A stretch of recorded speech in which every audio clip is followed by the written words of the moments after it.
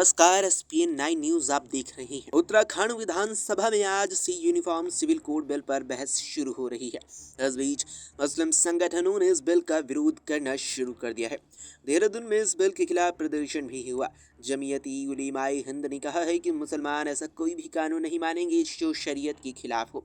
जमीयत उलेमाए हिंद ने इस बिल से आदिवासियों को छूट दिए जाने का हवाला देते हुए कहा है कि अगर इस कानून से आदिवासी समुदाय को अलग रखा जा सकता है तो संविधान में मिली धार्मिक स्वतंत्रता के आधार पर अल्पसंख्यकों को भी इस कानून के दायरे से अलग रखा जाना चाहिए। जमीयत प्रमुख मौलाना अरशद मदनी ने एक बयान में कहा है कि हम ऐसे किसी भी कानून को स्वीकार नहीं कर सकते जो शरीयत के खिलाफ हो, क्योंकि एक मुसलमान हर चीज़ से समझौता कर सकता है लेकिन वो शरीयत और मजहब पर कभी समझौता नहीं कर सकता।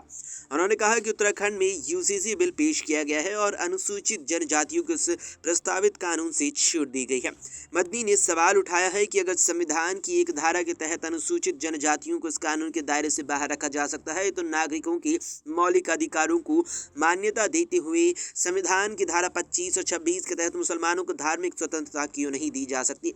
मदनी ने दावा किया है कि संविधान में धार्मिक स्वतंत्रता की गारंटी है लेकिन समान नागरिक संहिता मौलिक अधिकारों का हनन करती है। उन्होंने पूछा कि अगर ये समान नागरिक संहिता है तो नागरिकों के बीच ये अंतर क्यों है। मदनी ने कहा कि ये हमारी कानून टीम विधेयक के कानून पहलुओं की समीक्षा करेगी जिसके बाद आगे की कानूनी कार्रवाई पर निर्णय लिया जाएगा।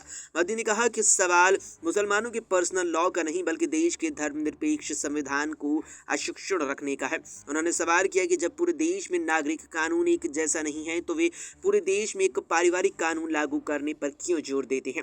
बता दें कि उत्तराखंड सरकार ने मंगलवार को विधानसभा में समान नागरिक संहिता विधेयक पेश किया है। ये बिल आज़ादी के बाद किसी भी राज्य में पहला ऐसा कदम है जिसके बाद अन्य बीजेपी शासित राज्यों में भी इसी तरह का कानून बनाया जा सकता है। इस बिल में पहाड़ी राज्य उत्तराखंड के छोटे आदिवासी समुदाय को प्रस्तावित कानून से छूट दी गई है। इस बिल में लिव इन रिलेशनशिप का रजिस्ट्रेशन करवाना भी अनिवार्य बताया गया है। साथ ही आपको बता दें यहाँ पर कि लोकसभा चुनाव से ठीक पहले 192 पेज का समान नागरिक संहिता बिल भाजपा के वैचारिक एजेंडे का एक महत्वपूर्ण बिंदु रहा है, जिसमें सभी नागरिकों के लिए विवाह, तलाक, भूमि, संपत्ति और उत्तराधिकार पर एक समान कानून बनाने की बात प्रस्तावित है। फिलहाल के लिए इस वीडियो में इतना ही। देश और दुनिया की तमाम खबरों के लिए आप देखते रहें एसपीएन 9 न्यूज।